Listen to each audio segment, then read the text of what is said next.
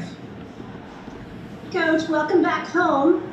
Curious your thoughts on containing Dame Lillard defensively tonight. You'd think with the Portland Trail Blazers' absences they'd be struggling more, but he just has them rolling at such a high clip. Yeah, I've noticed. My film work tells me he's pretty good. So what are your keys for containing him? Wow. Well, since nobody else has been able to do that for the last 5 or 6 years,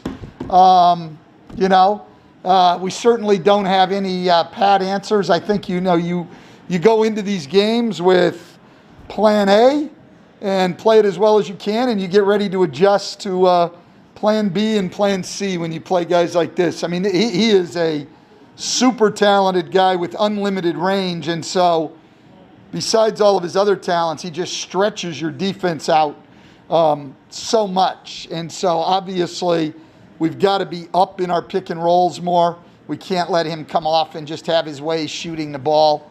You got to pick him up early on the floor, but then that, makes you cover a lot more ground defensively, which makes it tough to keep him out of the paint. So there's no easy answers here.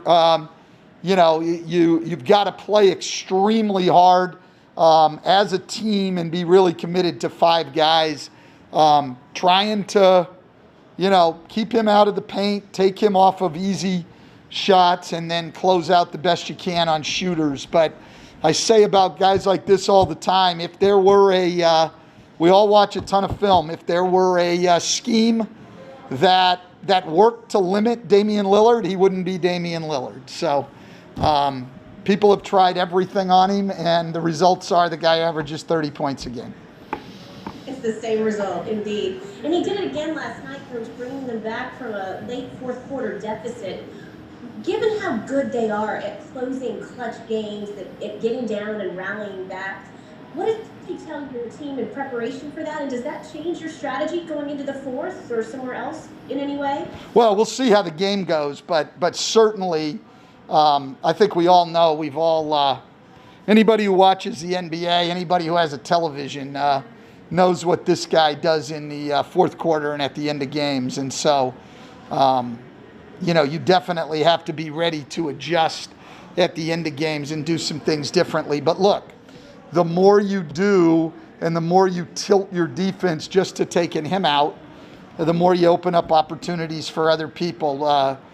Carmelo Anthony and Gary Trent Jr. and Anthony Simons and Enes Kanter, and those guys are all good players, and the more attention you have to give to Lillard, the more you open them up. So there's no easy answers. They're the 5th best offense in the league, and he's one of the top, guards and certainly in the league and what we've seen. So, all right, Scott, I like it.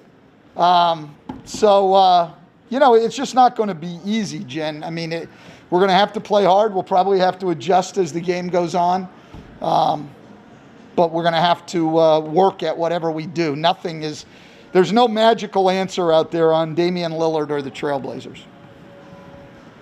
Coach, I wasn't planning on asking you this, but I'm going to call an audible here. Have you ever traveled day of the game and played that night? Yeah, we have. When I was in Orlando, we had to do it twice. So I have. We won both. So that's not good. My memory, that's not good because we weren't the one traveling today. So we actually had to do it. I remember going to Indiana.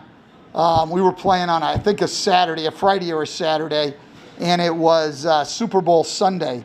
And so there were no hotels. And so we had to travel day of the game and go in there and play. Yeah, it's not easy. I mean, none of these things are easy right now. And it's, but NBA players adapt to a lot of things. So, I don't think that that's going to end up giving us any kind of decisive advantage. Two-parter here. You mentioned yesterday before the game how you thought the defensive rebounding percentage had slipped a little bit. How do you feel you responded last night on the defensive end, rebounding against Memphis? And how important is it going to be tonight, considering they're going to put up, their second in the league, 42 threes attempted, that they don't get second chance opportunities on misses? Yeah, I thought we did a good job last night, and it'll be huge tonight because again, Lillard creates their offensive rebounding because your bigs have to put so much attention on him on pick and rolls, on helping on his drives, that it's hard to keep a body on Enes Kanter, who's the leading per minute offensive rebounder in the NBA. So because your bigs are up on pick and rolls, your other guys, your forwards, and even sometimes your guards are going to have to do a good job of trying to block him out and gang rebounding. So it's certainly a challenge, and virtually all of the challenges are created from Lillard. And that's not to take anything away from those other guys. They're good players, but Lillard just, what he does to your defense is, makes it very, very difficult on the other people. It's Stan Rod Walker with the Times Picayune Advocate. Last night was Zion's 50th NBA game. How would you assess where he is 50 games into his NBA career? I mean, it's amazing, Rod. It's really amazing what the guy has done. I mean, he's 14th or 15th in the league in scoring, this year. And the only guy with a better effective field goal percentage in the top 50 scorers is Steph Curry, and that's barely. I think it's Steph Curry's at 62.2 and Zion's, 62.3 and Zion's at 62.2. So he's doing it. He's being efficient. His assist totals are up. I mean, what the guy's doing on the offensive end of the floor through 50 games of his career is phenomenal. Yeah, and sticking with Zion, really midway through that game last night, you guys started really leaning into that play where JJ sets the screen for him, and you kind of clear out the side for those two guys. What do you think about the work they've done to kind of make that such an effective part of your arsenal, especially with that bench unit?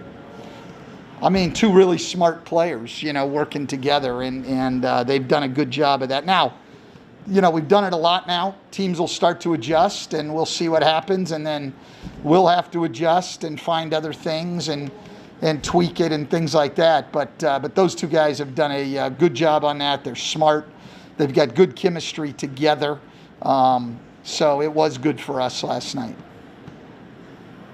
Hey, sorry, Stan, pardon the noise here. The home road stuff you had spoken about a little bit, but you guys obviously played very well on the road. Do you feel like that was kind of an important thing to get over the hump a little bit of actually playing a road game well and winning? And then can you carry that forward in any way? Or is it just like, it's a game?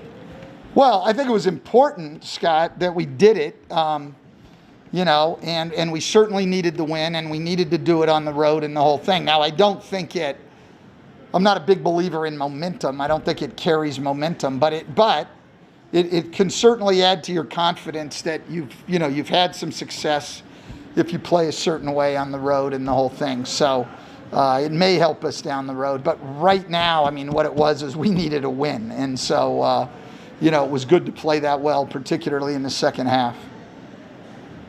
Great, thanks, Coach. All right.